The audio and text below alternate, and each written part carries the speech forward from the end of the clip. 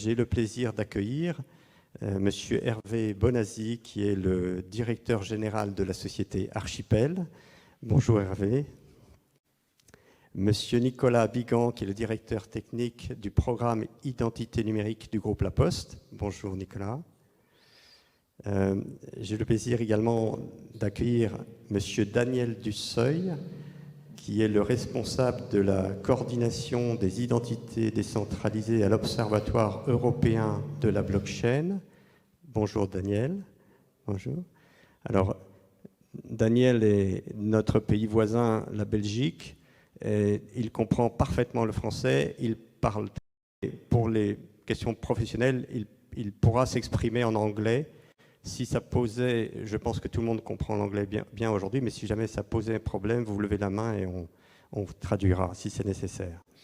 Et puis, Monsieur Olivier Dussutour, qui est le directeur général de la société Nexus au sein de l'IN Group et qui occupait précédemment aussi les fonctions de directeur de l'innovation au sein du même IN Group.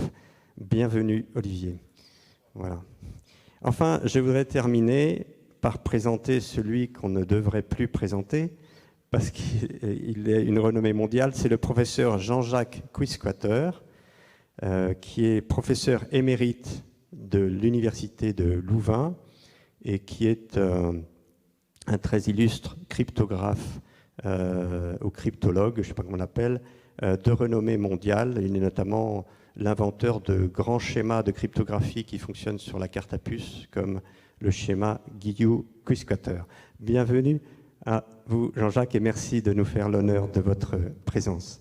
Merci pour l'invitation.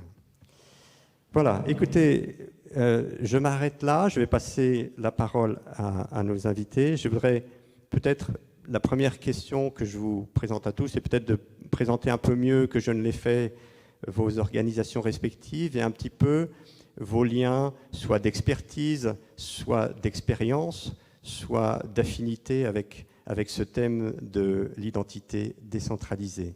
Peut-être nous pourrions commencer avec vous, Monsieur Hervé Bonazzi. Oui, alors, pardon, excusez-moi. Donc moi je suis Hervé Bonazzi, je préside le consortium Archipel qui a été fondé par la Caisse des dépôts, le groupe La Poste, DFNJ, et qui travaille sur ces sujets d'attributs vérifiables notamment, donc de certification et de vérification d'informations liées à l'identité des individus et des entreprises.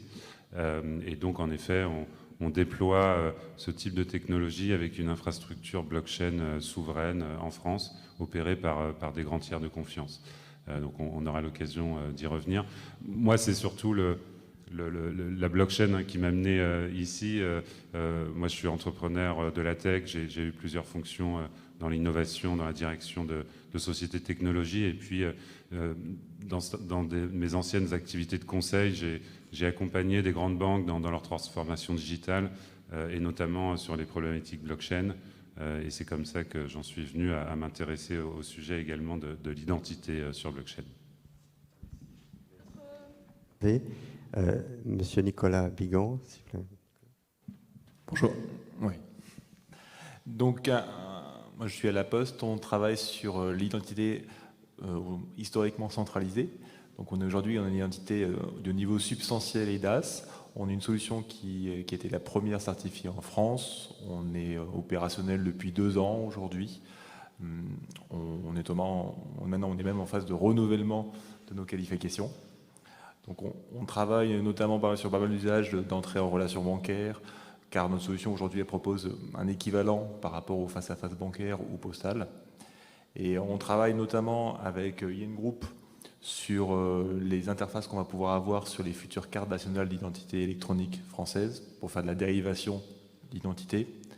Et on travaille aussi en R&D pas mal sur les identités décentralisées, qui est une évolution ou un fork, comme on dirait dire en logiciel, sur tout ce qu'on pourrait faire. Et notamment, on travaille pas mal avec les gens d'Archipel pour voir comment on pourrait faire collaborer les identités qui existent aujourd'hui au niveau EIDAS et les nouveaux schémas d'identification que sont les identifications décentralisées. Merci beaucoup Nicolas. Monsieur Daniel Dusseuil, un mot sur... Ok. Bonsoir, comme Guy a mentionné, je vais changer en anglais, so excusez-moi. So my name is Daniel Dusseuil. I work at the City of Ghent for digital transformation, but my other job is also to be a convener for the European Self-Sovereign Identity Framework. And that is a framework that has been built the last 2 years within the European blockchain partnerships. And that partnerships is a partnership of different 27 plus Liechtenstein and Norway, a partnership of member states, public administrations that want to look at new technologies, specific ledgers and blockchain to implement. And one of the most important, interesting cases was indeed how decentralized identity could be helped, enforced, supported by blockchain. And that is what my job is, to see how those technical specifications can be arranged between member states, including France, of course, and including other countries, to see how that can be enabling cross-border interaction, cross-border trust within, but we'll discuss that in a moment. The big opportunity that comes now is with the new European digital identity, so we'll look how those two things can be fit. Thank you, Daniel. Merci de nous avoir expliqué votre rôle de coordonnateur de ces partenariats publics européens sur la blockchain. Monsieur Olivier Dustour, je vous donne la parole. Oui, bonjour à tous. Donc, je représente aujourd'hui IN Group. Donc, IN Group, c'est le nouveau nom depuis 3 ans de l'imprimerie nationale. Donc, nous sommes spécialistes de l'identité et des services numériques sécurisés. Lorsqu'on utilise le terme d'identité, on parle vraiment de toutes les identités, centralisées, décentralisées, physiques ou numériques. Et on parle également d'identité pour tous, donc qu'elle soit légale, par exemple pour les citoyens, mais également pour les professionnels ou pour les objets. Et donc pour citer par exemple de récents projets que nous avons délivrés dans le milieu, on va dire, légal, nous fournissons le système clé en main l'État monégasque, de manière à fournir des identités physiques et numériques à l'ensemble des citoyens. Et donc par exemple, nous leur avons fourni un wallet. Et dans le monde professionnel ou des objets, nous sommes fournisseurs par exemple du groupe Volkswagen et nous avons un fort partenariat avec eux. Nous leur fournissons une identité à tous leurs collaborateurs, aussi bien physiques que numériques, mais nous fournissons aussi l'identité numérique des véhicules. Et donc par exemple, l'ensemble des Golf produites à travers le monde embarquent une identité numérique pour communiquer avec les infrastructures ou avec les autres véhicules. Et c'est donc du coup IN Group et Nexus qui la fournissent. Et donc très légitimement, en tant que spécialiste de l'identité, nous nous intéressons évidemment au sujet d'identité décentralisée, qui pour nous est complémentaire à l'identité centralisée. Donc nous allons en parler dans quelques minutes. Merci Olivier. Monsieur Jean-Jacques Quisquater, un petit mot d'introduction. Oui, d'accord, mais merci, bonjour à tous et toutes. Je vais donc un peu me présenter. Ça fait plus de 40 ans donc, que je travaille, que je fais de la recherche pour les outils de l'identité en cryptographie. Et une des idées qu'on a eues avec la carte à puce, c'était justement d'avoir possédé un objet qui pouvait éventuellement avoir la délégation sécurisée de votre identité. J'ai fait ça quand j'étais chez Philips, il y a déjà bien longtemps, bien sûr, et j'ai continué. Alors, pour parler des sujets de la conférence ici, plus tard, mais il y a déjà quand même très longtemps, donc en 1996, le gouvernement belge nous a payé de la recherche, et figurez-vous, sur les blockchains. Donc oui, la blockchain existe, vous ne le savez peut-être pas, mais depuis 91-92, et la première blockchain sur le web, c'est 96, et c'est nous qui l'avons fait. Donc voilà, donc c'est des concepts qui mettent, comme vous voyez, très longtemps à mûrir, comme les protocoles que nous avons imaginés. C'est des protocoles qui, figurez-vous, datent de fin des années 80, et protocole Zero Knowledge, et qu'on n'utilise toujours pas convenablement ou pas du tout. Donc il faut beaucoup de patience et pas du tout croire que parce que tout va très vite, les réseaux sociaux, etc., que l'évolution technologique et des idées va très vite. C'est bien au contraire. Donc il y a plein de concepts Bon, la carte à puce, elle a été inventée dans les années 70. Hein. La carte d'identité électronique en Belgique, et pas seulement en Estonie, comme tout le monde le dit, mais en Belgique, on l'a depuis plus de 20 ans.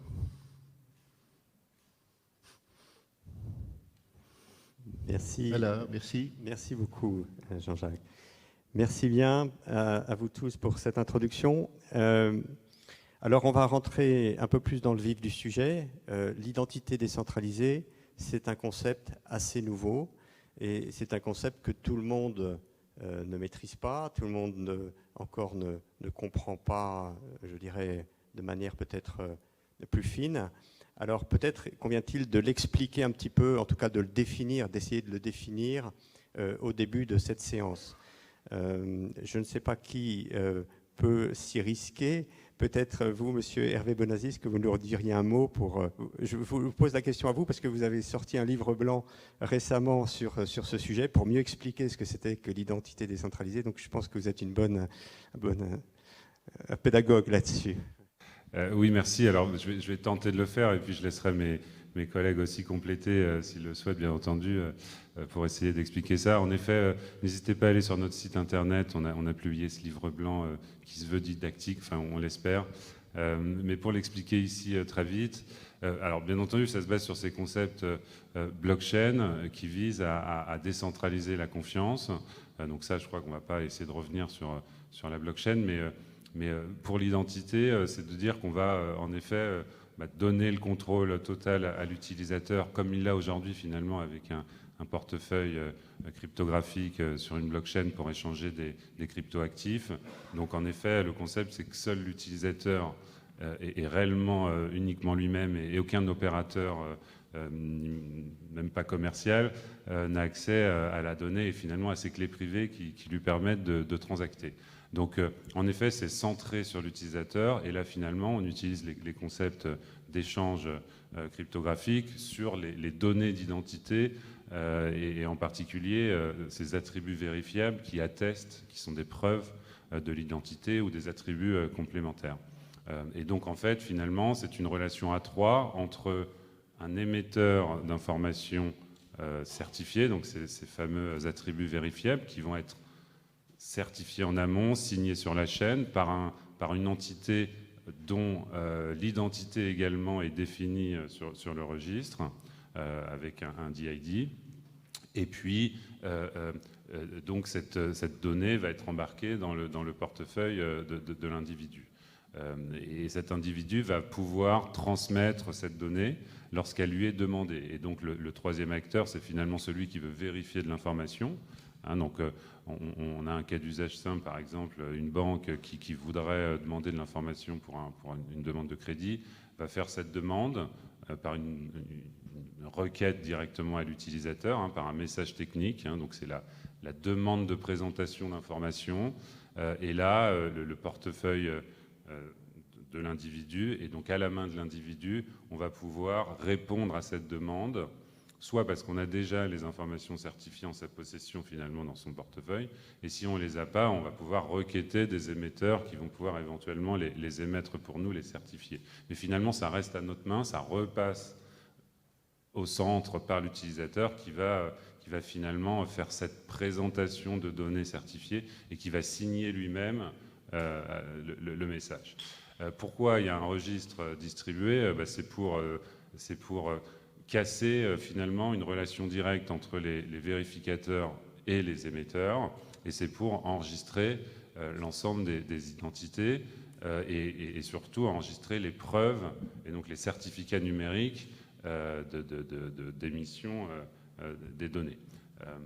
Donc voilà, alors c'est un peu en effet des concepts complexes, mais ça permet surtout de redonner la main à l'utilisateur et de mettre en œuvre des concepts de minimisation de la donnée qu'on transmet finalement, parce qu'on va arrêter de transmettre des documents où on a toute sa vie écrite dedans juste pour obtenir un petit crédit à la consommation ou autre chose. On va pouvoir mettre en œuvre des techniques cryptographiques, notamment de Zero Knowledge Proof, pour prouver quelque chose sans finalement divulguer l'information.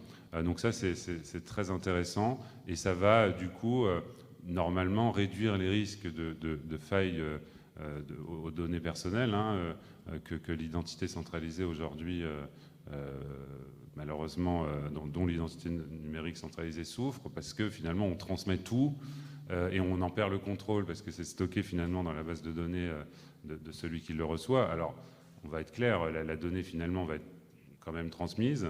Donc il y aura toujours des sites internet qui vont stocker vos données personnelles, mais surtout, en tout cas, vous aurez déjà matérialisé votre consentement, vous aurez peut-être minimisé l'information transmise, et finalement, du coup, certaines informations critiques, elles restent chez vous, dans un wallet cryptographique dont vous seul avez le contrôle. Donc ça, c'est un vrai progrès, et avec des techniques de zero knowledge proof, on va en effet finalement essayer de moins divulguer l'information. Donc voilà une première explication. Il y a plein d'autres choses qu'on pourrait dire. Peut-être que certains peuvent compléter ça. Merci Hervé. Oui, je me tombe peut-être, en tout cas, on a bien compris cette grand avantage, cette grande promesse peut-être du meilleur contrôle des données par l'utilisateur. Est-ce qu'il y a d'autres grandes promesses dans cette identité décentralisée? Quels sont pour vous les avantages quand vous travaillez sur ces sujets? Quels sont les avantages? Est-ce que c'est juste des gains en termes de protection des données, de contrôle, ou est-ce qu'il y a d'autres avantages? Qu'est-ce qui veut répondre à cette question?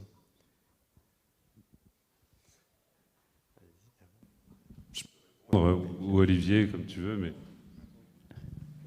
Oui, juste peut-être pour compléter, je suis totalement en phase avec tout ce qu'a expliqué Hervé. Au niveau de la principale promesse, effectivement, c'est quand même de remettre l'usager au centre et donc effectivement de lui permettre d'avoir la maîtrise de sa data. Ça, c'est vraiment la principale promesse. Ensuite, cette technologie, si on prend un peu de hauteur, et on reviendra ensuite dessus avec les expérimentations qu'on a réalisées côté IN Group, mais ça permet de répondre à des enjeux et des usages auxquels il était difficile de répondre parfois avec des identités centralisées. Et typiquement, aujourd'hui, on voit que l'identité décentralisée est vraiment un terreau d'innovation. Il y a un concept d'interopérabilité qui permet à de nombreux acteurs de se connecter à cet écosystème-là, qui apporte une certaine attractivité et un dynamisme dans l'innovation associée à cette identité décentralisée. Et donc on verra, j'espère, dans les mois et années à venir, de nombreux usages développés par des sociétés qu'on ne connaît peut-être pas encore forcément aujourd'hui, des startups ou autres, qui vont se brancher sur ces identités décentralisées. Et donc pour moi, je suis très excité effectivement par ce futur et cette capacité à avoir énormément d'innovation autour de cette nouvelle identité. Donc je retiens probablement des nouveaux mécanismes d'interopérabilité sur l'identité. Oui, Hervé, je vous repasse la parole. Oui, merci Olivier. Alors pour compléter ça, en effet, le vrai potentiel, c'est qu'il y a des normes mondiales qui se mettent en place là-dessus, et du coup, en effet, une interopérabilité qui va permettre en fait une vraie portabilité finalement de l'identité numérique. Alors d'abord en Europe, parce qu'on a cette révision d'IDAS qui va permettre de créer ce standard européen, et ça c'est extraordinaire pour l'Europe, et je crois ça va être un atout. Mais à l'échelle mondiale, probablement, les normes vont s'établir et ça va nous permettre d'utiliser notre identité numérique partout.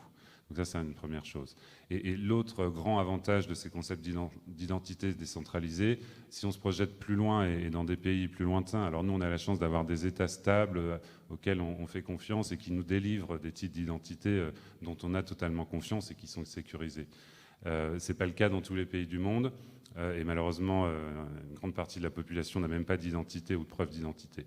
Ces nouvelles technologies vont permettre finalement de créer finalement des systèmes d'identité dans certaines zones géographiques sans finalement avoir une entité centrale comme un État. Et ça, c'est un vrai atout, je crois, et un vrai progrès pour l'humanité et pour certains citoyens du monde.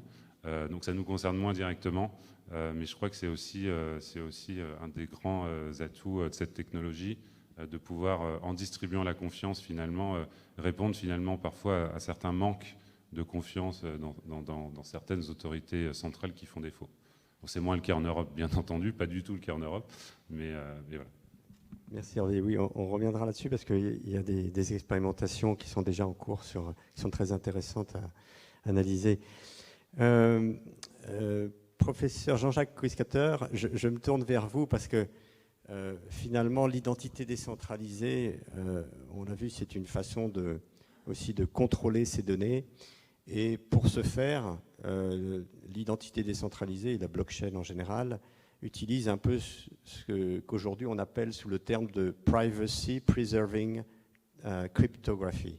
Donc la cryptographie qui protège la vie privée, avec des techniques comme vous le mentionnez tout à l'heure, les preuves à divulgation nulle de connaissances, où on arrive à certifier sans délivrer de l'information. Est-ce que vous pouvez nous en dire plus un peu sur cette cryptographie et sur ces développements actuels? D'accord, et je vais essayer d'être très abordable.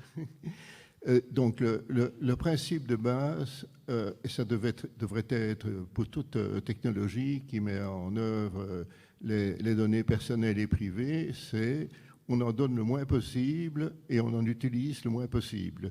Donc c'est vous qui donnez le moins possible et ce sont les autres qui utilisent le moins possible. Bon, alors je vais donner un exemple simple et puis je vais vous expliquer un tout petit peu comment on peut faire. Si on me demande, par exemple, que si j'ai plus que 18 ans, il n'y a aucune raison de donner sa date de naissance. C'est pourtant ce qu'on fait. Et des exemples comme ça, il y en a plein. C'est soit par facilité, soit par ignorance aussi. On ne sait pas toujours que la cryptographie actuelle permet de résoudre plein de problèmes que certains de nos dirigeants, souvent, croient impossibles à résoudre. Bon, alors je vais donner un exemple simple. Vous connaissez évidemment tous le problème du mot de passe. Quand vous allez sur le web, vous donnez votre mot de passe et soyons clairs, si je vais faire le jeu de mots, il part en clair. Sur votre clavier, il est en clair. Il n'est pas chiffré, peut-être après, oui, mais au départ, il est en clair. Il peut être intercepté par différents moyens. On peut le filmer, on peut le photographier, on peut l'intercepter par le web, etc. Donc c'est quand même très gênant. Et on fait ça depuis bientôt 60 ans, il faut le savoir. Donc c'est 1963 que ça a été inventé. Donc on aurait pu quand même essayer de faire mieux quand on y réfléchit bien. C'est en partie pour ça que la carte à puce a été inventée. L'idée était de laisser le mot de passe sur la carte à puce et en l'interrogeant indirectement, en lui posant des questions et en obtenant la réponse, eh bien, on était convaincu qu'il y avait le mot de passe sans le donner. Alors ça, ce n'est pas une preuve à divulgation nulle ou minimale, mais ça n'en est pas loin. Je veux dire par là que c'est la moitié d'une preuve, mais pour des raisons techniques que je ne vais pas expliquer ici, ce n'est pas suffisant. Alors maintenant, allons un pas plus loin, toujours avec le mot de passe. Je connais le mot de passe. Si je le donne une fois, ça va, mais après, je ne sais pas ce qui va devenir. Donc, je suis très malheureux et tout le monde fait ça tous les jours. Et, bon. Voilà. Alors, comment on pourrait faire? Eh bien, je convainc le serveur auquel je me connecte que je connais le mot de passe, mais je ne lui donne pas. Je dis simplement, voilà, à la fin des interactions, eh bien, l'autre partie est convaincue que je connais le mot de passe. Et en principe, ça devrait le suffire. Alors vous allez me dire, mais ça doit être compliqué, etc. On a imaginé, il y a déjà très longtemps, des simulations de ça. Ça date à peu près en même temps que quand on a inventé, disons, la cryptographie moderne civile. Et il y a eu une réflexion qui s'est faite. Et donc, des inventeurs aux États-Unis et puis d'autres en France et en Belgique, on a imaginé de faire ça de façon simple et très pratique. Et c'est utilisé. Il y a déjà très longtemps par Novell. C'est utilisé. Il existe des cartes à puce qui font ça, mais l'idée ne passe pas. Donc, alors ça, c'est simplement pour votre mot de passe, quand même, quelque part, votre identité dans un contexte donné. Il faut bien être clair, c'est votre secret, et votre secret, il n'est qu'à vous, et quelque chose qui est à vous, c'est privé. Bon, et vous le donnez comme ça, C'est un peu le même problème avec les empreintes digitales. La bonne solution, et nous avons eu, avec un certain nombre d'équipes européennes, un projet européen là-dessus dans les années 90. C'était un peu trop tôt, mais on a posé tous les principes. Donc, qu'est-ce qu'il y a? Vous mettez... Bon, le problème, c'est évidemment d'avoir le lecteur, par exemple, pour les empreintes ou bien pour l'iris. Enfin, on avait essayé tant de sites techniques, mais on peut imaginer qu'effectivement, aujourd'hui, le lecteur d'empreintes soit sur la carte à puce. L'empreinte de départ, la vôtre, elle reste dans la carte à puce et simplement, la carte à puce joue le rôle, si on regarde bien, c'est un tiers partie de confiance, mais pas de personne, c'est matériel. C'est pas tellement loin quand on réfléchit bien des blockchains. C'est pas ça, mais c'est un peu précurseur. Donc tout reste dans la carte à puce, qui est blindée, qui est inviolable, et il y a juste un contact, les entrées-sorties, qui permettent de poser des questions et d'avoir des réponses de façon certaine. Et donc, on va demander une question du genre, est-ce que la personne qui vient de mettre sur la carte à puce son doigt, eh bien, les empreintes correspondent bien à ce qui est à l'intérieur de la carte. Donc, l'empreinte ne circule pas nulle part, et comment il y a et la carte à puce va donner la preuve certaines, bon, il y a des techniques cryptographiques pour ça, que c'est bien vrai. Et l'autre partie va dire, ah ben oui, c'est vrai. Alors vous allez me dire, je suis en train de rêver, ben, pas du tout. La première fois qu'on en a vraiment beaucoup discuté, c'était avec l'équivalent du ministère de l'Intérieur des États-Unis, qui sont venus me trouver. Donc c'est vieux, hein, c'est vieux ce que je raconte là. Et ils disaient, on est bien embêtés parce que nos ambassadeurs, tout notre personnel diplomatique, quand il va en Arabie Saoudite, quand il va dans d'autres pays où on ne respecte pas nécessairement autant qu'ici la vie privée, eh bien, ils sont obligés de donner leurs empreintes et ça nous dérange beaucoup. Et on aimerait bien, effectivement, trouver une procédure internationale reconnue où l'empreinte reste à l'intérieur d'un produit que l'on connaît, que l'on peut certifier, et ils pensaient réellement à la carte à puce. Alors, on a eu 2-3 réunions, et puis ça s'est complètement dilué, notamment parce qu'ils ont eu la mauvaise idée de vouloir étendre ça à l'identité dans tous les États américains. Il faut savoir qu'aux États-Unis, l'identité, c'est au niveau du comté. Le permis de conduire est délivré par les comtés, etc. Et qu'il y en a 2600, et que donc il y a 2600 normes. Voilà une première chose que je voulais raconter. Merci beaucoup Jean-Jacques. Je crois que c'est le mérite très pédagogique pour expliquer effectivement l'arrivée des preuves à divulgation nulle de connaissance et leur histoire. Et finalement le fait que c'est quelque chose qui préexistait à des états moindres, mais déjà avec la carte à puce. Je voudrais me tourner vers vous parce qu'on a parlé des avantages de l'identité décentralisée, mais il faut bien sûr parler aussi des défis. Tout n'est pas résolu dans l'identité décentralisée. Par exemple, il y a encore du travail sur les cas d'usage, il y a du travail sur les business models, il y a des travaux sur l'appropriation marketing par les usagers. Alors, pour vous, je dirais, comment vous approchez ces défis et peut-être les esquisses de solutions. Qui veut s'exprimer en premier là-dessus? C'est à vous, Olivier. Merci. Je peux peut-être démarrer avec un premier défi. Je laisserai ensuite compléter mes partenaires. Le premier défi, c'est effectivement déjà de bien identifier les parties prenantes. Donc aujourd'hui, effectivement, on parle d'identité décentralisée, mais il faut bien revenir sur le concept d'identité. Et donc effectivement, déjà, quand je suis, on va dire, le citoyen au cœur du dispositif, il faut bien que je puisse prouver à un moment mon identité. Donc on revient sur des principes de KYC. S'il n'y a pas de KYC fiable, finalement, notre identité décentralisée ne servira pas à grand-chose.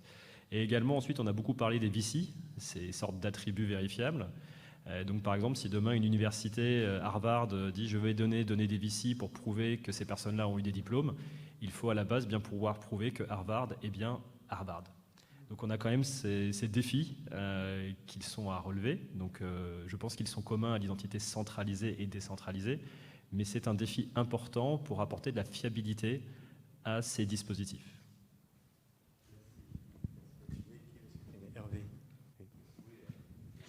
Merci Olivier. Il y a un autre défi qui est celui de l'usage finalement, enfin en tout cas de l'adoption par le grand public et par les entreprises.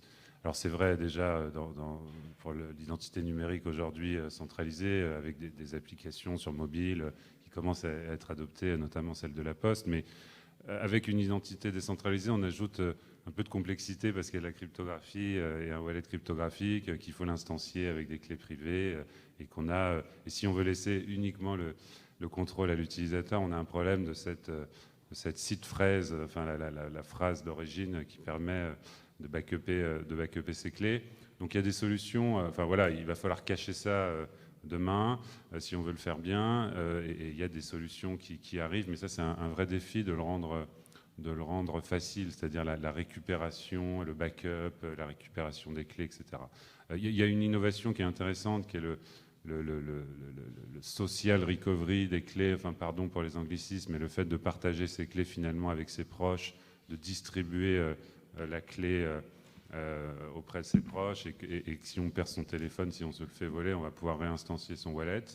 Il y a des enjeux sur la révocation également, sur le fait qu'en effet, on va peut-être se faire voler son téléphone un jour et donc son wallet, et qu'il faut immédiatement révoquer les différents attributs. Donc chez Archipel, on travaille sur tous ces concepts de la révocation instantanée, de la récupération. Donc c'est des sujets complexes et qui sont nouveaux, mais qui sont connexes, mais qui sont indispensables finalement au déploiement et au grand public de ces technologies. Et donc ça va être un enjeu de rendre ça également simple avec des UI, des UX, des expériences simplifiées. Donc là, il y a un grand travail à faire pour ça. Voilà. Et l'autre enjeu, c'est le business model, mais peut-être qu'on ne va pas aller sur ces terrains. Mais voilà, est-ce qu'on va pouvoir monétiser une partie de ces attributs vérifiables ? On s'y attelle, on le fait déjà chez Archipel avec l'attribut adresse qu'on commercialise auprès des acteurs bancaires, qui sont eux prêts à payer à ce stade parce qu'ils y voient un vrai intérêt. Mais voilà, donc le développement de l'écosystème et la compétitivité des entreprises en Europe et dans le monde va dépendre aussi des business models qu'on arrive à mettre en œuvre en Europe. Donc on y travaille aussi activement. Merci beaucoup Hervé pour ces compléments sur les défis. Daniel, vous voulez peut-être apporter aussi votre... Yes, I would add what Hervé has already said. Indeed, usability will be key, but also protection of the citizens. You put a lot of responsibility towards that citizen. He's responsible for all his data. From in the government perspective and within the discussion that we see that we have also to put new regulations and new protection means. What if that citizens in the interaction with whatever firm globally interacts with bad habits or things that go beyond, again in the data exploitation? So one of the challenges that we also have in this model is to see what kind of protective measures do we enforce. Potentially, wallet providers can be freely available, but what if you choose a wallet provider that doesn't respect the rules or it steals your data? So that is also a challenge that is not inherent from the technology. It will not solve by technology itself. We can have means, but we have also new regulation needed to enforce that true power. Merci Daniel. Oui, je crois que le point que vous apportez au débat est très important. c'est effectivement que ce n'est pas juste une question technique, c'est qu'avec le modèle d'identité décentralisée, l'utilisateur devient le contrôleur des données. Et donc, la responsabilité juridique, un petit peu qui vient avec, la pression qui vient avec, s'il y a une fuite de données, si son fournisseur, gestionnaire de portefeuille n'est pas fiable, enfin, s'il y a des attaques, enfin, beaucoup de choses. Et donc, il y a une vraie question aussi, un vrai défi là-dessus, c'est ce que dit Daniel. Et voilà, en France, on est bien placé pour le savoir, puisqu'on a, par exemple, l'expérience, au début, on a essayé d'établir la signature numérique grand public. Et pour les impôts, par exemple, vous vous rappelez que l'administration a dû faire marche arrière, parce que le citoyen ne s'y retrouvait pas en termes de confort d'usage, de simplicité. Donc voilà, donc ça c'est aussi effectivement un défi. Merci beaucoup Daniel. Je voudrais passer la parole peut-être à Olivier pour vous demander, parce que votre groupe expérimente dans des cas d'usage assez différents, fait des pilotes sur des blockchains. Est-ce que vous pouvez nous en dire un peu plus sur ces expérimentations? Parce que je crois qu'elles sont assez riches d'enseignements. Effectivement, je peux partager. Donc, il y a une expérimentation qui est publique, les autres qui sont, entre guillemets, sous couvert de confidentialité, donc je resterai assez vague sur ces dernières. Ce qui est important de voir, c'est que toutes ces expérimentations ont été faites sur des prismes différents. C'est-à-dire qu'on a des expérimentations, ça a vraiment été la logique de nous voulons donner à un écosystème, aux personnes, vraiment la main sur leur data. Ça a été le prisme de base, donc c'est la grande promesse de l'identité décentralisée telle qu'on en a parlé précédemment. Et il y a d'autres cas, donc celui qui est public que nous réalisons avec l'UNICEF, qui est d'utiliser cette technologie comme un vecteur pour améliorer le monde, la société. Et donc en fait, l'ONU et l'UNICEF ont très rapidement détecté un potentiel dans l'identité décentralisée pour apporter une réponse à ce qu'expliquait tout à l'heure Hervé, justement des personnes qui n'ont pas d'identité aujourd'hui à travers le monde. On a la chance en Europe d'avoir des États stables, des solutions, des industriels, mais dans certains États, par exemple en Afrique, sur lesquels on espère pouvoir déployer assez rapidement, il y a des problématiques politiques, donc des États non stables, où il y a simplement des fois des problèmes géographiques. Il est très complexe d'aller au plus près des populations. Et donc dans ce contexte-là, l'UNICEF avait détecté le potentiel de l'identité décentralisée et nous avons participé à plusieurs challenges de co-innovation et ensuite avons démarré un MVP et donc dans le but d'une expérimentation avec eux. Donc malheureusement l'expérimentation due aux contraintes sanitaires est un peu plus complexe que prévu. Mais donc effectivement on a mis en œuvre une solution terrain et donc ça nous a permis vraiment d'avoir quelques grandes conclusions que je vais partager avec vous. Donc la première déjà c'est la faisabilité. Parce que j'ai déjà pitché à plusieurs reprises sur ce sujet d'identité décentralisée, et c'était très souvent des slides. Aujourd'hui, en fait, beaucoup de gens en parlent, c'est des buzzwords, mais très peu, finalement, le font vraiment sur le terrain. Et donc, il y a des forts enjeux, par exemple, le passage à l'échelle. Et je vais être franc, en tant que responsable de l'innovation au sein d'IN Group, j'adorais le concept, je vendais des beaux slides à mon entreprise, mais quid de la réelle capacité de passer à l'échelle? Donc ça, effectivement, les expérimentations nous ont permis de tester ça, et aujourd'hui, on est rassurés. Mais par contre, si on parle de technologie, il faut faire attention effectivement à quelle blockchain, ce genre de choses, pour pouvoir effectivement assurer un passage à l'échelle confortable. Ensuite, il y avait l'interopérabilité, on en a parlé à plusieurs reprises aussi précédemment, mais qui nous permet de sortir des silos, aussi bien au sein d'un pays. Aujourd'hui, on le voit dans de nombreux pays, on a une identité légale, après on a des identités citoyennes, finalement sur des normes, etc., complètement différentes. Ça ne se parle pas entre identités. Et là, effectivement, grâce aux interopérabilités qui sont en train de se mettre en place, on peut vraiment avoir une identité qui est partagée entre différents écosystèmes, mais également entre différents États. Et donc, par exemple, nous, on avait le cas d'usage, l'exemple d'une personne née dans un pays A et qui, effectivement, a fait ses études dans un pays B. Et effectivement, aujourd'hui, ça permet, grâce à ces concepts d'identité décentralisée, de permettre d'avoir une seule identité qui permet de rassembler l'ensemble de ces informations. Un troisième point qui est très intéressant, c'est la facilité de déploiement due à la transparence et au partage de responsabilités du dispositif. Si on reprend l'exemple, par exemple, en Afrique, avec des États non stables ou parfois carrément une absence, on va dire, d'État, il est, par exemple, pour l'ONU ou des financeurs, assez compliqué de dire je vais financer un système centralisé, à qui je vais le confier. Et d'ailleurs, quelle est la confiance que je vais donner dans la personne qui va mettre en place ce système centralisé? L'avantage là, du système décentralisé, c'est que finalement, il va y avoir par exemple une répartition de la data avec la blockchain entre différents acteurs et chacun va avoir un nœud de la blockchain.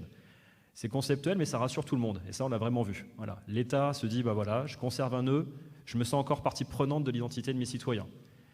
L'ONU ou l'UNICEF, je mets des fonds, mais je vais aussi avoir un nœud. Donc je suis confiant, je fais partie du dispositif. Et ensuite, l'industriel, par exemple, que l'on représente, on a aussi un nœud. Ça nous permet de participer au dispositif et peut-être dans le futur de répondre aux enjeux de business model très challenging qu'a pu citer Hervé précédemment. Donc effectivement, avec cette répartition et la garantie de la traçabilité, de l'autabilité qui est appréciée par les acteurs, on voit une beaucoup plus grande facilité parfois à pouvoir envisager un déploiement dans ces pays-là. Et donc ça, je pense que c'est très important. Ça nous donne confiance dans la capacité à, et on va en parler plus tard, à passer à l'échelle dans les années à venir. Merci Olivier pour ce beau cas d'expérimentation concrète très intéressant dans ces perspectives. Je me tourne vers vous, Nicolas. Je voudrais vous poser cette question pour vous un petit peu. Quels sont les usages? Tout à l'heure, vous nous avez parlé de l'identité, la première identité de niveau substantiel en France, qui est l'identité du groupe La Poste. Est-ce que vous voyez une complémentarité avec les identités décentralisées, ou au contraire quelque chose de très différent?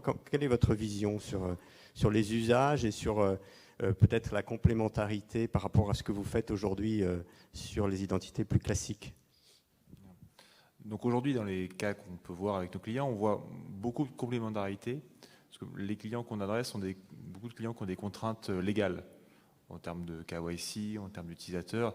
Donc on va retrouver un besoin d'identification forte, où là les clients vont attendre des identifications au niveau aujourd'hui EIDAS, substantiel ou élevé. Et ils vont aussi attendre des éléments d'attributs de confiance, qui vont vouloir avoir par exemple l'adresse ou des attributs qui ne sont pas dans les identités régaliennes telles qu'on peut trouver. Donc on va retrouver ces besoins dans les clients.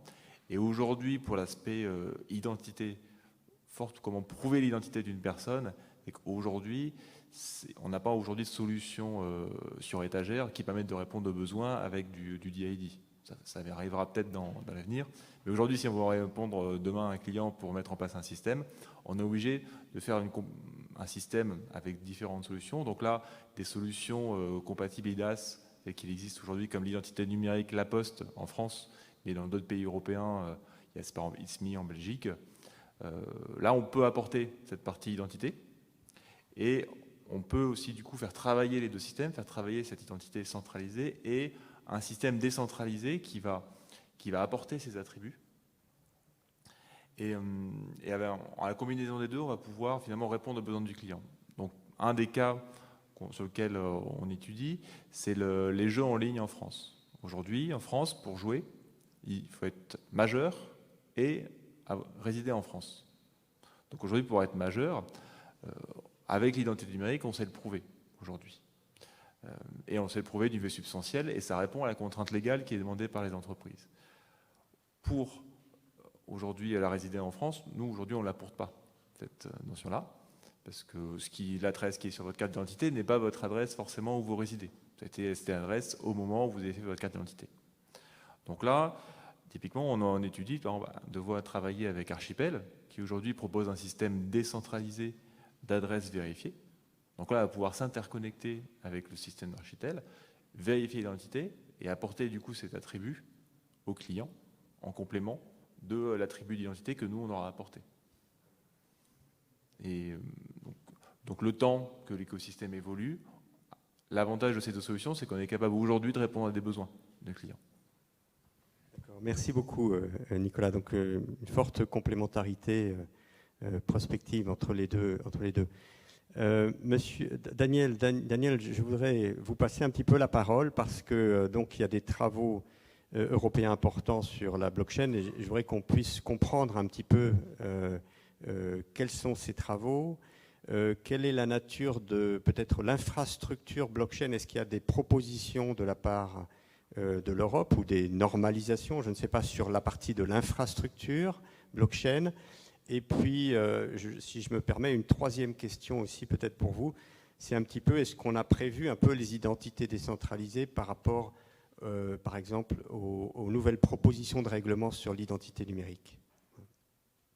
Okay, thank you. A lot of questions, so that's a few hours' time.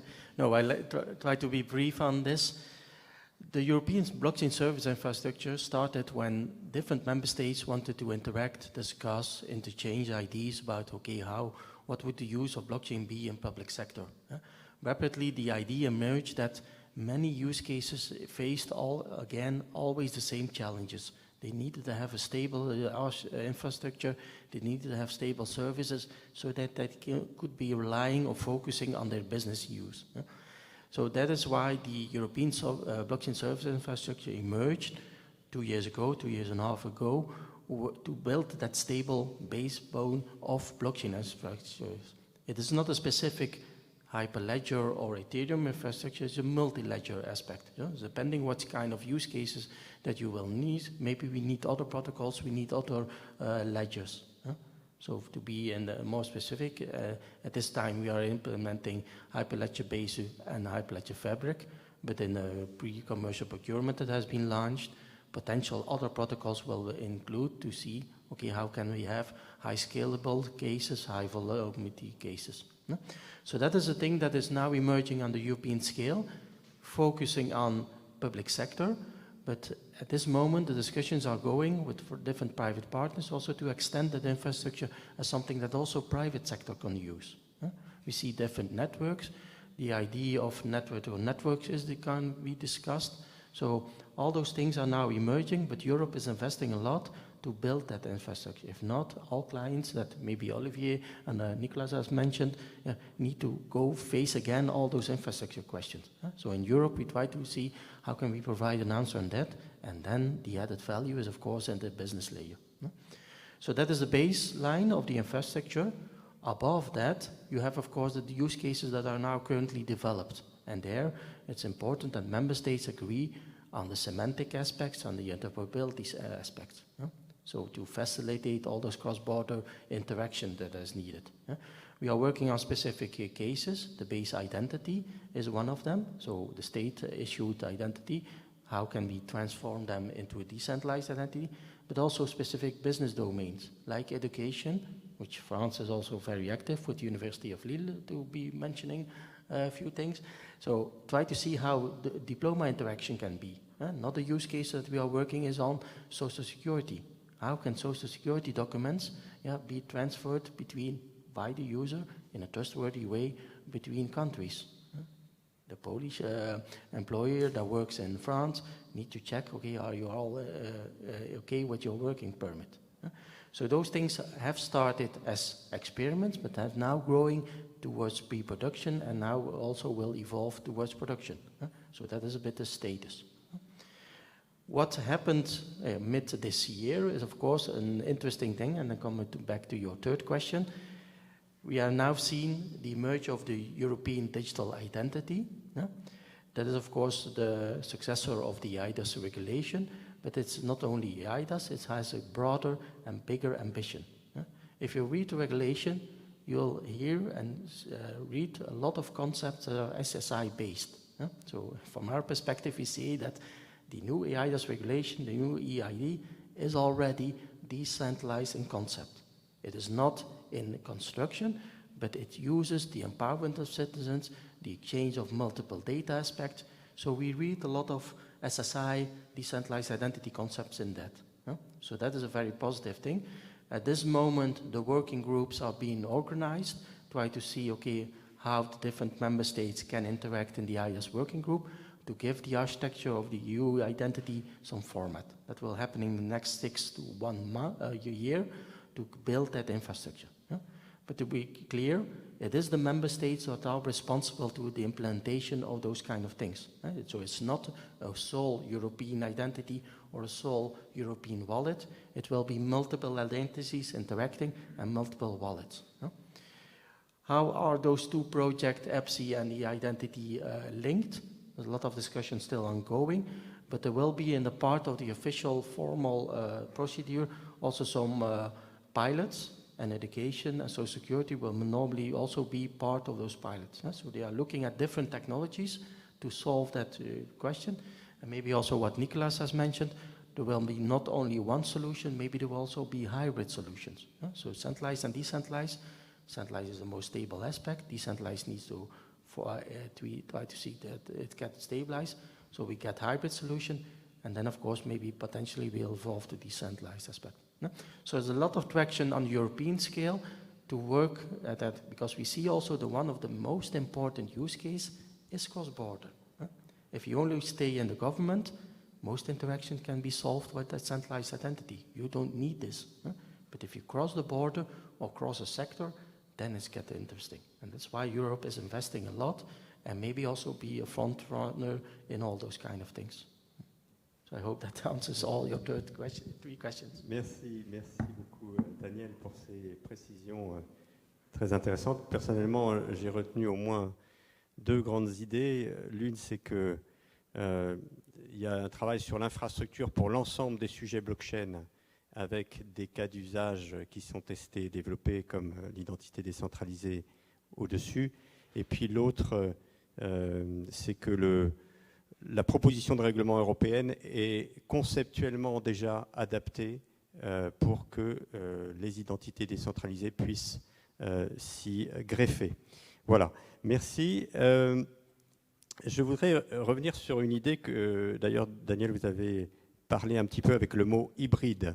C'est effectivement quel type de modèle on va avoir. Est-ce qu'on va avoir des modèles sur des blockchains publiques assez larges, au contraire sur des blockchains peut-être plus réalistes, des blockchains de consortium, des blockchains privés? Alors j'aimerais peut-être vous demander votre avis à vous, Hervé, et puis peut-être à vous, Olivier, sur ces sujets. Oui, merci. Alors je crois que Daniel l'a dit, il a utilisé un mot qui est important, qui est le fait d'avoir une infrastructure stable. Stable en termes de gouvernance. Et parce qu'on parle en effet potentiellement d'émettre demain réellement les identités européennes, les titres d'identité, quand on basculera dans un modèle totalement décentralisé. Je reviendrai au modèle hybride qui est en effet probablement la première chose qui arrivera. Mais du coup, ça veut dire qu'en Europe, on prend plutôt la voie des blockchains permissionnées, en opposition aux grandes blockchains publiques, parce qu'on veut s'assurer de la gouvernance des opérateurs, déjà de la gouvernance de l'évolution du protocole et de la stabilité des opérateurs. Et on va pouvoir surtout imposer des normes de sécurité sur ces infrastructures. Et en l'occurrence, dans le projet de règlement IDAS, au-delà de ce projet sur l'identité, il y a également une autre notion qui est la notion d'electronic ledger qualifié. Et donc on entend bien là une infrastructure distribuée avec des qualifications IDAS, et donc des niveaux de sécurité requis et un référentiel finalement d'exigence pour cette infrastructure. Donc on voit bien là qu'a priori ça ferme la voie aux blockchains publiques, en tout cas pour obtenir ces niveaux de qualification, et ça ouvre la voie à des blockchains de consortium, des blockchains comme l'infrastructure EBSI, bien entendu.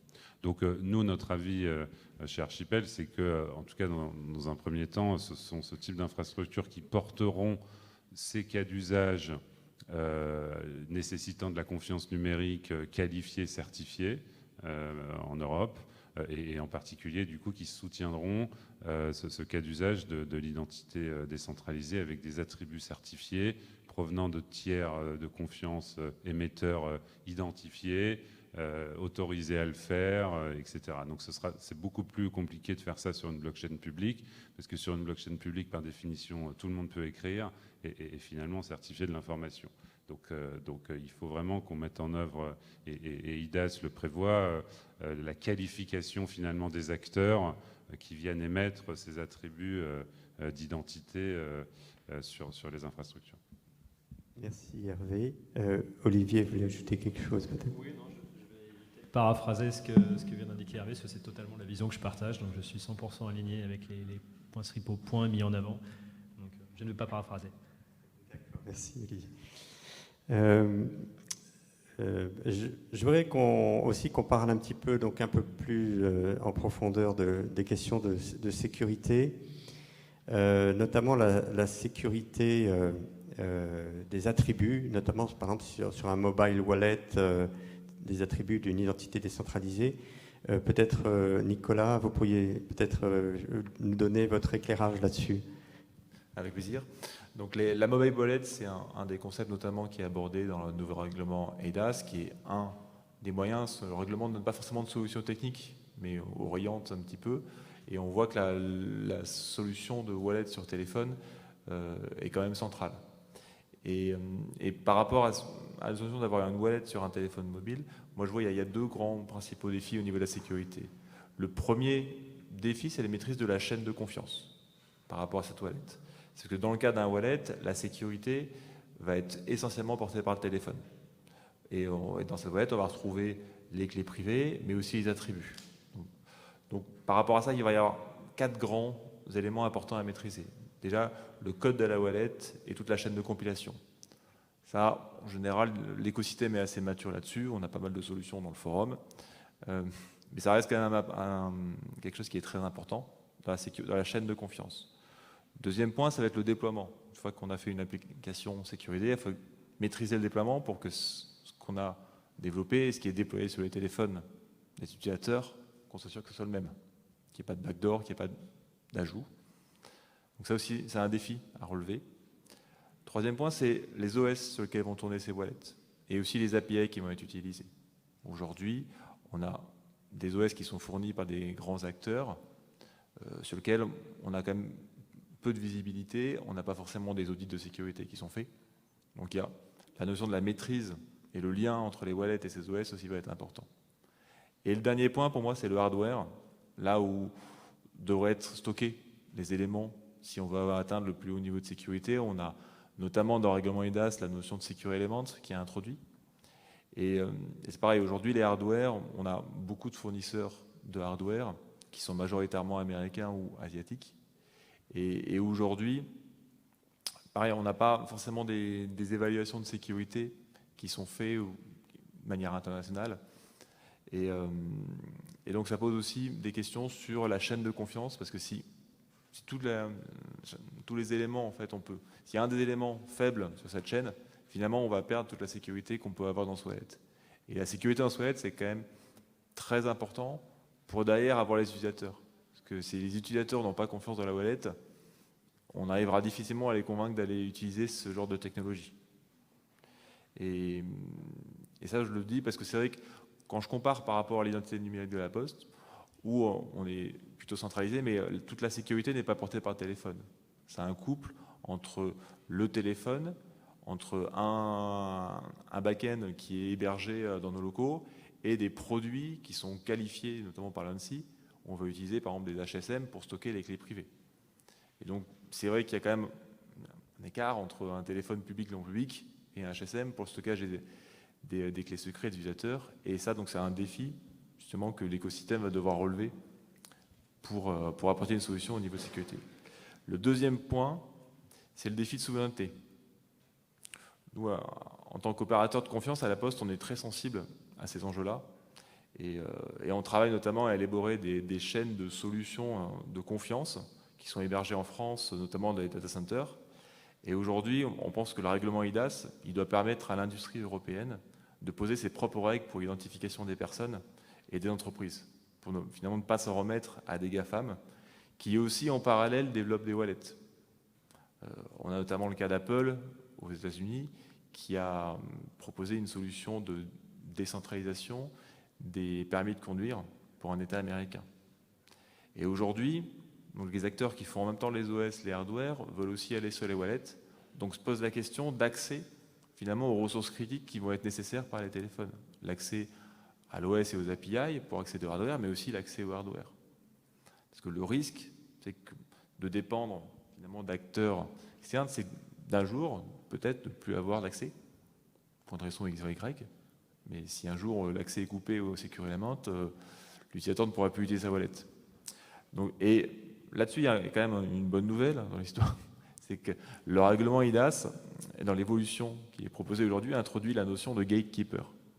et il se donne la possibilité de mettre des obligations à ces gatekeepers pour permettre la pérennité de ce règlement et de toute cette nouvelle identité décentralisée basée sur des wallets. Donc c'est quelque chose sur lequel il faut qu'on continue de travailler, qu'on continue d'aider dans le cadre de l'établissement de ce règlement pour justement permettre de l'utilisation de cette technologie.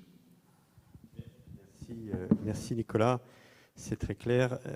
Donc beaucoup de défis au niveau de la sécurité du wallet, mais peut-être aussi la bonne chose, c'est que ce n'est pas que pour l'identité décentralisée, c'est pour, on voit avec le règlement IAIDAS, plus pour un ensemble de wallets d'identité. Toujours sur la sécurité, mais je me tourne vers vous, Jean-Jacques, il y a deux questions, deux défis qui ont été mentionnés tout à l'heure. Enfin, il y en a un qui a été mentionné tout à l'heure, c'est la gestion de la clé privée par l'utilisateur. Donc, qu'est-ce qui se passe effectivement s'il la perd? Est-ce qu'il peut la révoquer? Parce qu'il n'y a pas de hiérarchie de PKI comme on peut l'avoir, peut-être, en tout cas pas de PKI centralisé comme on peut l'avoir dans des entités numériques classiques. Et puis, deuxième question, on a aussi des menaces quantiques. Comment ces menaces quantiques, quels effets elles ont sur la blockchain? La blockchain, est-ce que c'est solide? Est-ce que ça résiste ou pas? Est-ce que vous pouvez nous éclairer là-dessus? Essayer. Voilà.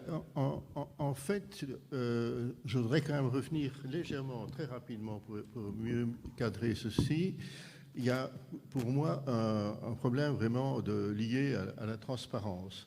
Et quand on emploie le mot transparence, on a l'impression que c'est un concept un petit peu, je dirais, de professionnel, alors que pour moi, c'est la transparence pour le citoyen, que le citoyen comprenne, alors qu'il y a plein de ruptures actuellement. Et bon, d'après ce qu'on peut savoir, on est en train un peu de larguer complètement au moins 30% de la population. Donc ça, c'est plus que ça, je peux vous assurer. On a fait pas mal d'enquêtes en Belgique, en tout cas dans le domaine médical. Bon, donc ça, la transparence, ça veut dire que quand nous, on parle de sécurité, quand on parle de renouveler des clés privées, eh bien, il y a peut-être 50% des citoyens qui ne savent pas de quoi on parle. Je sais bien, en Belgique, on a une carte d'identité qui est une carte à puce, on a une clé privée et publique de 2048 bits, pardon, utilisant le RSA. Quand j'ai dit ça, j'ai déjà viré 90% du public. Donc ça veut dire quoi? Ce qu'on doit faire, non, mais c'est pour expliquer. Quel est le problème principal que l'on a en Belgique avec la carte d'identité? C'est que les gens oublient leur PIN code. Rien d'autre. Tout le reste, c'est compliqué. Donc, on en est loin, et pourtant, ça fait 20 ans. Hein, donc, bon. Et puis, les gens ont quand même une carte de crédit ou de débit, enfin, que sais-je. Donc, on en est encore bien loin de ce genre de problème, malheureusement, bien sûr. Et il y a autre chose que je voudrais dire, c'est lié au droit de la preuve. Alors, bon, le droit, ça a l'air un peu à côté de la question, mais pas du tout. Qu'est-ce qui se passe s'il y a une erreur sur l'identité, dans tous les contextes possibles, et que vous devez aller devant un tribunal? Comment le malheureux juge va comprendre ce qui se passe? Nous avons fait pas mal de séminaires là-dessus avec des juristes de haut vol, de niveau européen. C'est pas facile. Actuellement, une autre expérience qu'on est en train de faire, j'ai 3 groupes de travail en Belgique pour essayer de faire comprendre ce que c'est les blockchains. Il y en a un qui est interne à l'Académie royale de Belgique, ça veut dire que vous voyez le genre de personnes qui se trouvent là-dedans. Ça fait 1 an et demi que j'essaye d'expliquer à certains industriels de haut vol qui sont impliqués au niveau de l'Europe et d'autres ce que c'est une blockchain, et c'est pas toujours évident qu'ils ont l'air d'avoir compris. Je parle bien de décideurs, hein, je ne parle pas de théoriciens, etc. Bon, voilà. Donc, bon, je suis un peu mal à l'aise par rapport à tout ça, parce que je me rends bien compte qu'on est en train de parler à des publics privilégiés, en gros, et qui eux-mêmes semblent ne pas oser dire qu'ils sont un peu largués. C'est un peu le même problème avec le vote électronique. Je n'ai pas dit le vote par Internet, j'ai parlé du vote dans un bureau dans lequel on emploie des moyens qui aident le vote. Le nombre de préjugés ou de choses qui sont totalement fausses qui sont dites, et par contre des choses vraies qui devraient être dites ne le sont pas. Bon, c'est la même chose. Bon, donc ça fait une chose quand on me demande les questions qu'on vient de me poser, voilà un peu les réflexions que j'ai. Alors j'ai une autre histoire, si j'ai un tout petit peu de temps. Désolé, c'est la poste anglaise que je vais raconter. Il y a actuellement en Angleterre des procès colossaux dont on ne parle pas du tout en Europe, en tout cas je n'ai pas vu en Belgique, on n'en a jamais parlé, concernant la mauvaise attribution de tort dans la gestion des fonds, notamment de la poste anglaise. Ça veut dire quoi? Ce que je vais vous raconter, ça va vous donner plus ou moins un contexte que vous connaissez, mais avec des conséquences que vous ne connaissez pas encore. Donc, à la poste anglaise, ils ont installé des logiciels pour gérer les fonds. Et figurez-vous que chaque fois qu'il y avait une erreur, un bug, eh bien, au lieu d'attribuer ça au logiciel, on attribuait ça à l'employé de la poste qui avait manipulé ces fonds. S'il y avait une erreur, on disait « Ah, tu l'as détourné ». 730 personnes ont été mises à la porte de la poste anglaise pour cette raison-là. Il y a eu des procès, il y a eu au moins un suicide, il y a des gens qui ont dû vendre leur maison. Et puis, après une dizaine d'années, donc c'est de mauvaises attributions d'identité. Hein, donc, au lieu de dire c'est l'ordinateur qui fait mal, on dit c'est monsieur un tel qu'on a bien identifié qui fait mal. 730 personnes ont été ainsi mal identifiées parce que c'était faux. Certains aussi ont réussi à faire dire que c'était le voisin alors qu'il n'y avait rien du tout. Et non seulement il n'y avait rien du tout, mais en plus, comme on était accusé, on parvenait à accuser le voisin. Je ne sais pas si vous voyez l'ambiance. Et aujourd'hui, le gouvernement anglais n'a toujours pas reconnu cet tort en disant « mais non, pas du tout, c'est le logiciel ». Alors, j'ai deux amis, un avocat et un informaticien qui s'occupent de cette affaire depuis le début. Il y a le même problème avec les banques anglaises, il faut savoir. Et bien, donc ça me trouble très fort parce que ça veut dire concrètement que là, pour longtemps, l'informatique d'identification, eh ben, les Anglais ne vont plus y croire. La confiance est perdue, quel que soit le système qu'on va utiliser. Bon, si vous voulez en savoir plus, c'est un scandale national actuellement en Angleterre. Et bon, quand je vois l'usage que j'ai déjà fait de certains logiciels, que ce soit en Belgique ou en France, je me dis que ça pourrait arriver aussi. À titre personnel, par exemple, on a changé de logiciel à mon université. Certains comptes ont été divisés en deux. Les parties positives et négatives se sont retrouvées sur deux comptes différents. Et donc, SAP a réussi à faire ce genre de gag. Et donc, moi, je me suis retrouvé, moi, personnellement, avec un compte négatif, très bas, alors que c'était seulement mes dépenses. Voilà le genre de bug incroyable dans lequel on peut arriver, identité. Bon, j'ai fini sur cette partie-là. Maintenant, je reviens sur la deuxième partie, sur la partie quantique. Alors, bon, premier point, il faut le savoir, aujourd'hui, la blockchain de Bitcoin utilise des algorithmes cryptographiques obsolètes. Ce n'est pas moi qui dis ça, c'est l'organisme de normalisation et la NSA aux Américains. Donc ils disent, voilà, avec l'arrivée des ordinateurs quantiques, ce n'est pas ça du tout qu'il faut faire, il faut utiliser autre chose et il faut utiliser des paramètres bien plus gros. Bon, alors quand on sait la difficulté qu'il y a à changer certains paramètres, je n'ai pas dit qu'il n'y a pas moyen, mais dans ce genre de blockchain, on est parti pour que ce soit remplacé trop tard. Enfin, je suis peut-être pessimiste là, mais je vois les mesures. Bon, alors, qu'est-ce que c'est le problème quantique? Ben, c'est qu'on a identifié effectivement des ordinateurs quantiques dans le futur qui pourraient éventuellement casser les algorithmes de sécurité cryptographique qu'on utilise aujourd'hui.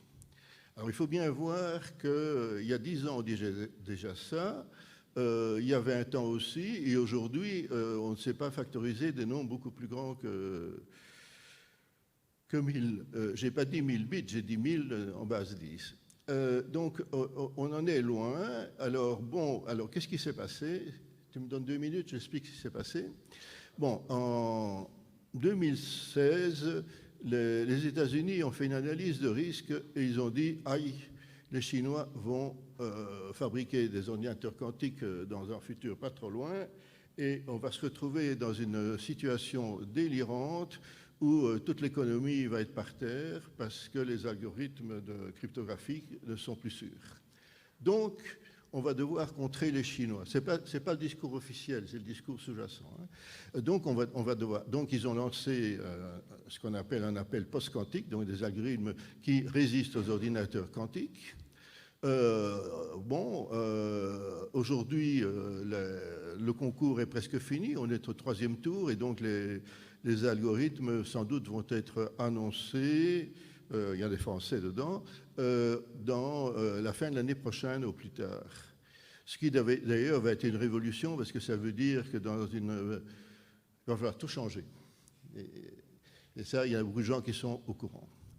Bon, en fait, il y a eu une grande discussion, je ne dis pas avec qui ici, mais on a eu pas mal de discussions, pourquoi est-ce que les États-Unis font ça à part à cause de la Chine. Et il y a sans doute une autre raison, c'est que c'est une opération de diversion pour éviter que les chercheurs, comme moi ou comme d'autres, ne mettent à mal les autres algorithmes et font trop de recherches, et donc on leur a donné un gros os à ronger. Bon, ça, c'est un peu la vérité. Alors, il y a 2 semaines, il y a eu une lettre du directeur de la NSA, donc des services américains qui s'occupent des algorithmes, qui est absolument incroyable, révolutionnaire dans l'autre sens. Alors, je vais citer qu'une phrase, et puis c'est fini. Donc, le directeur de la NSA, il y a 2 semaines, il est très probable que les ordinateurs quantiques pour casser les algorithmes cryptographiques n'existeront jamais. Bon, est-ce que c'est une nouvelle manipulation? Je ne blague pas. Est-ce que c'est une nouvelle manipulation? Enfin, on peut se poser beaucoup de questions, et donc on est dans le brouillard le plus complet pour te répondre. Merci. Donc la question reste avec un grand point d'interrogation. Merci. Très rapidement, peut-être Daniel, en 2 mots, qu'est-ce que fait, je dirais, les travaux européens, l'Observatoire européen de la blockchain sur les questions de sécurité? Quelles sont les priorités de l'Observatoire? Well, the observatory is of course looking at the different means and trying to look at the future, what could be more security. At our level, on the infrastructure level, we of course have our audits, our security assessments that we need to see, but we also see the limitation of the current protocols and the current solution. Like has been said, some cryptographic aspects are already obsolete, so we need to look also to the future, and that's why Europe is also investing in new forms, trying to have also innovation money in research and trying to see what could be a better form that are future-proof. So I think we are now looking at the 3rd generation of those protocols, of those ledgers. Maybe the real production setting will be the 2nd generation, more stable things. So that is why there's still a lot of research being done, next to, of course, the audits and the security assessments that are being done on the current production environment. So that's in brief what we are doing. Donc des protocoles qui s'améliorent en sécurité de génération en génération. J'aimerais, avant de procéder à des échanges avec la salle et de prendre vos questions éventuelles, je voudrais vous poser une question à tous. qui est, si on prend un horizon de la suivante, si on prend un horizon de 5 années, quelles sont pour vous, comment vous voyez les perspectives de l'identité décentralisée d'ici à 5 ans? Qu'est-ce qui veut se risquer à faire un pronostic peut-être? Peut-être Hervé, vous voulez... Oui, alors je ne vais pas trop me risquer à ça.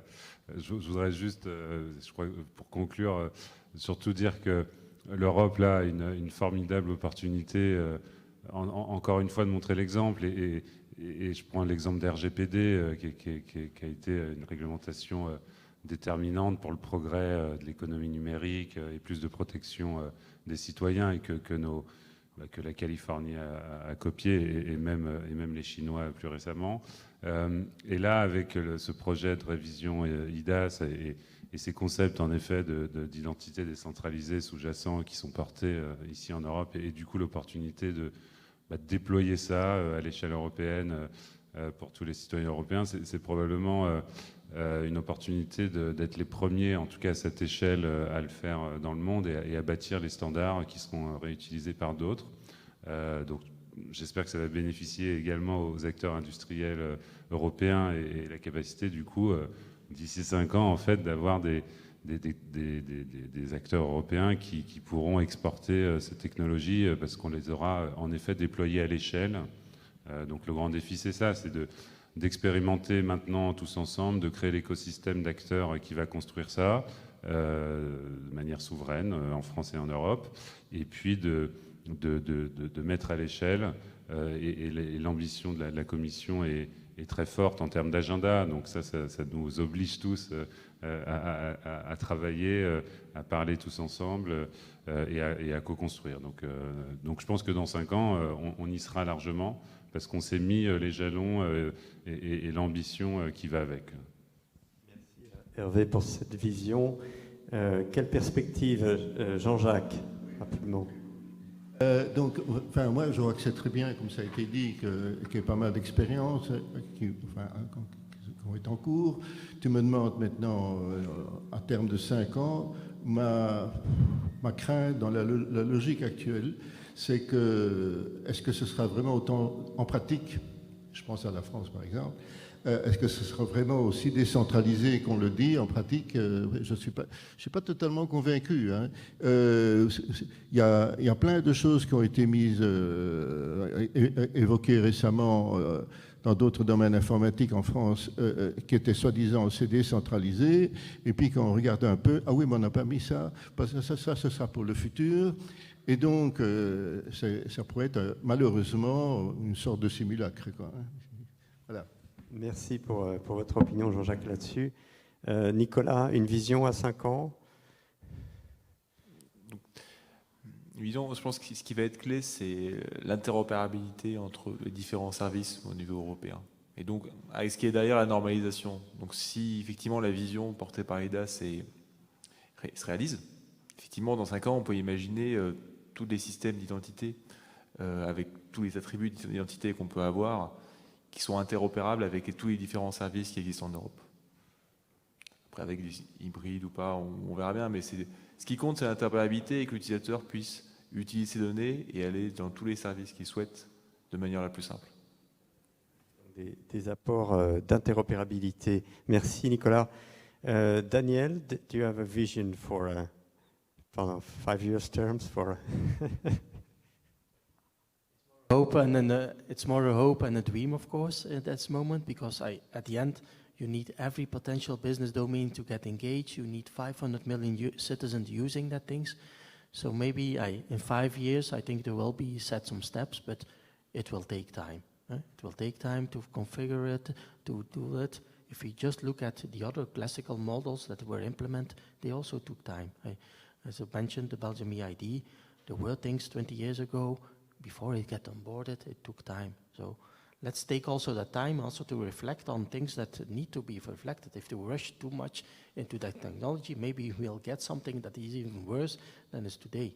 So my vision is that we'll be trying to have experiments on large scale, and then we get more and more mature and more stable and make the right choices to do that. Merci, Daniel. Olivier.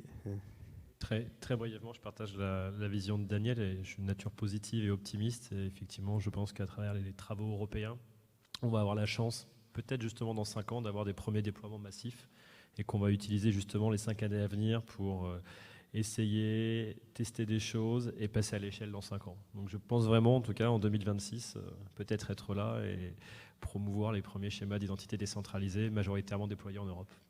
Merci Olivier. En tout cas, nous, on suivra ça très attentivement à l'ID Forum. Je voudrais vous proposer de poser quelques questions, si vous en avez, à nos invités. Voilà, vous levez la main et notre hôtesse va venir vous apporter un micro pour que vous puissiez poser la question. S'il vous plaît, si vous pouvez vous présenter juste en 2-3 mots. Merci.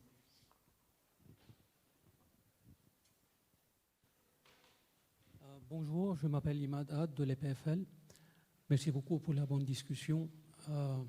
Juste pour noter que le World Wide Web Consortium, donc le W3C, il a fait des travaux qui s'appellent aussi ID distribué. Mais par contre, c'est plutôt un thème qui est totalement différent. C'est plutôt sur les types des identifiants. Par contre, ce que vous avez discuté, c'est beaucoup plus proche selon ma connaissance, ça s'appelle Self-Sovereign ID, donc les identifiants auto-souverains. Est-ce que je me trompe ou bien les ID distribués dont vous avez parlé, c'est vraiment proche de Self-Sovereign ID? C'est des questions peut-être terminologiques. Hervé, vous pouvez peut-être répondre. Répondre à ça. En effet, on parle bien ici de Self-Sovereign Identity et les standards probables qui seront déployés, mais ça reste à confirmer, c'est bien ceux du W3C avec la notion de Verifiable Credential, donc avec une norme déjà en version 1 existante sur le format de ces messages, et les concepts de DID et de présentation qui sont également introduites par le W3C. Donc l'idée, c'est de déployer ça, et on parle bien d'utiliser ces concepts pour, en tout cas, décentraliser une partie du modèle, celui de ces attributs vérifiables, avec en effet une interopérabilité des messages dès lors qu'on utilise un standard technologique. Et ça me permet peut-être de compléter du fait qu'en effet, peut-être que l'identité pivot régalienne sera encore centralisée et qu'on aura un modèle hybride un temps. Mais l'ambition, c'est bien déjà d'adopter ce concept de verifiable credential en Europe et de le rendre interopérable dans toute l'Europe pour avoir des usages transfrontaliers de certains de ces attributs. Donc on peut forcément l'attribut diplôme, l'attribut adresse, l'attribut niveau de revenu, pour en effet pouvoir prouver facilement de manière digitale cet attribut dans un autre pays. Et c'est en ça qu'on veut appliquer ces concepts en Europe, qui sont ceux du Self-Sovereign Identity et des Verifiable Credentials. Merci pour votre question. Il y avait une autre question, monsieur, là-bas.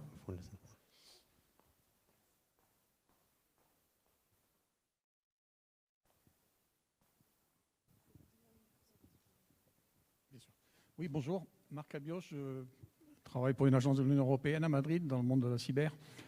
Je voulais demander, on vit cette pandémie depuis quoi? 1 an et demi, 2 ans environ. Et depuis la pandémie est là, on n'arrête pas de devoir montrer identité numérique, les démarches administratives, le pass sanitaire, etc. Est-ce que vous, qui travaillez toute la journée là-dedans, est-ce que ça vous a donné du recul? Vous avez appris quelque chose? Est-ce que ça vous a donné plus d'expérience dans ce monde, ou pour vous c'est indépendant, disons? Alors, qui est-ce qui veut répondre à cette question?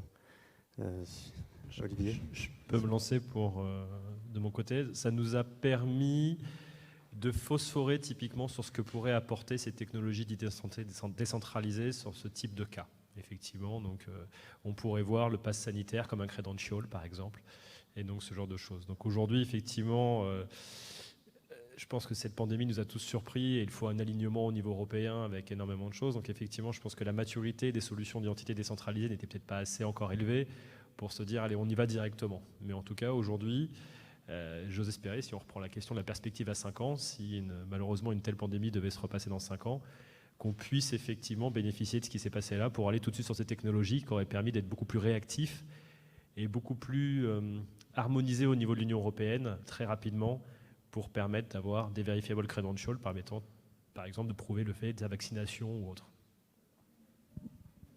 Merci. Est-ce qu'il y a encore une question? Oui, monsieur Franck.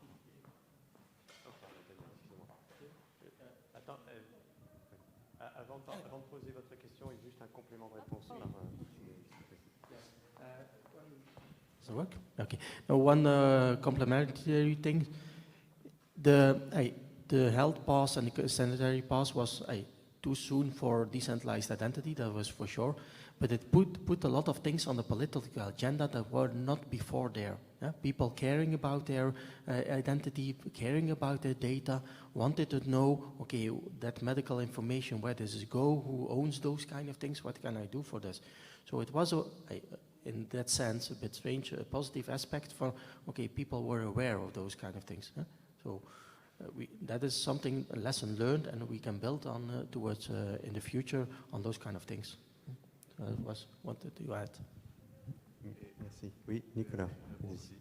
Et donc je rejoins aussi Olivier dans le sens qu'on a beaucoup phosphoré avec tout ce qui s'est passé, et on a pu voir aussi que les solutions d'identité, que ce soit centralisé ou pas, va pouvoir apporter des problèmes concrets dans la vraie vie. Comme par exemple, aujourd'hui, le pass sanitaire, un des problèmes qu'il y a, c'est qu'il peut être partagé avec quelqu'un et que la plupart du temps, l'identité n'est pas vérifiée. Aujourd'hui, si on le couplait avec des solutions d'identité numérique, avec du zero knowledge proof, on pourrait se prémunir de ce genre de problème. Donc c'est plutôt rassurant, on va dire, pour l'avenir, c'est qu'il y a des applications concrètes, pas forcément en ligne, aussi dans le monde physique, de l'identité numérique. Merci Nicolas. La question de M. Franck Leroy, s'il vous plaît.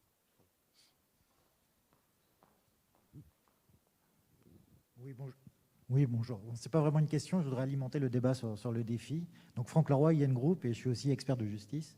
Donc je voudrais revenir sur le défi juridique. En effet, de nos jours, si vous allez devant un juge avec un PDF signé contenant un certificat électronique, je vous souhaite bon courage, parce que le juge, déjà, il ne comprend rien. Alors demain, venir avec des preuves issues d'attributs vérifiables, issues de la blockchain, c'est pareil, ça va être difficile. Donc l'aspect juridique, on en a un petit peu parlé, en effet, il faut en tenir compte.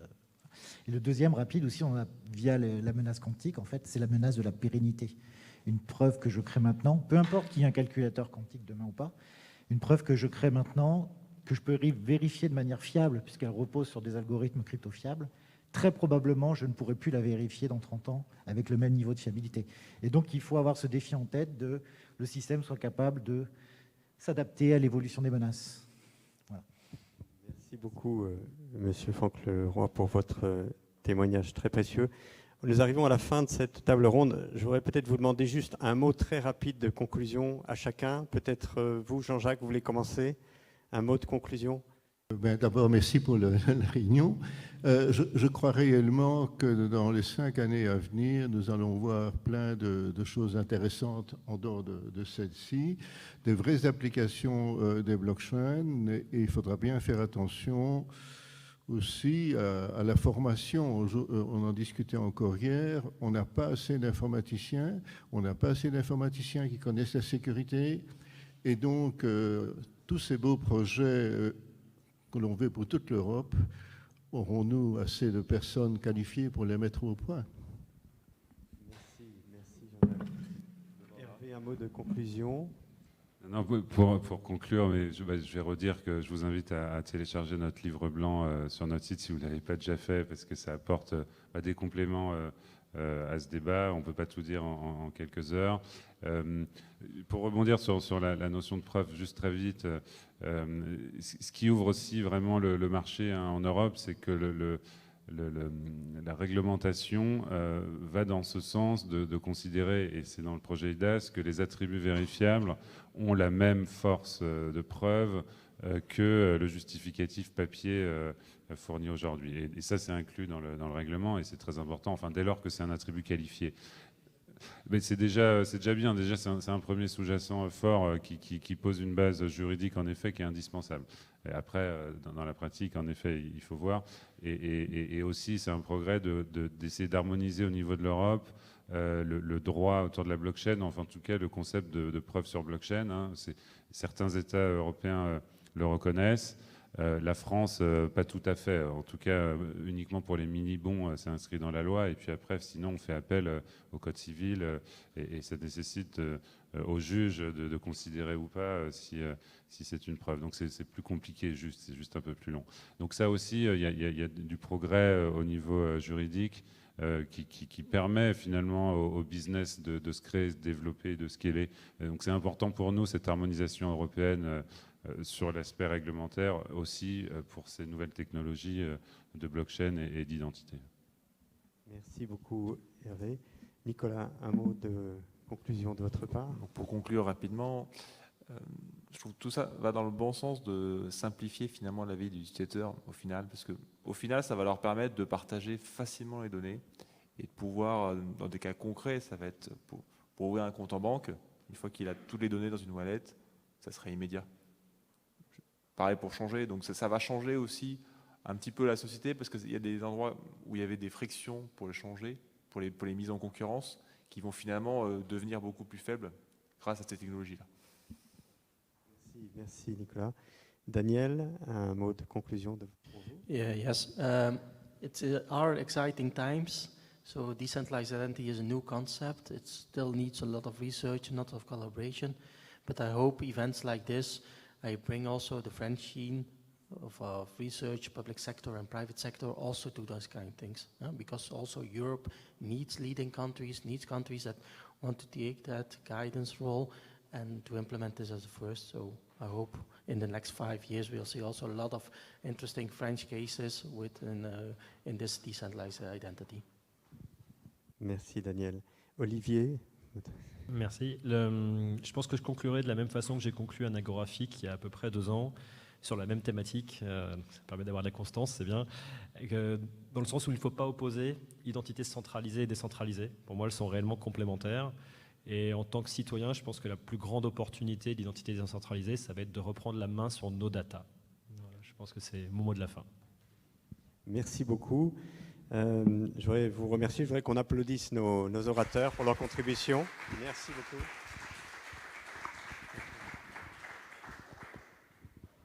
Merci beaucoup. Merci à vous, cher public. Je vous donne rendez-vous pour l'ID Forum à 14h dans cette même salle pour la table ronde sur le nouvelle proposition de règlement AML et aussi sur toutes les questions de l'externalisation en termes de KYC. Merci à tout à l'heure. Au revoir.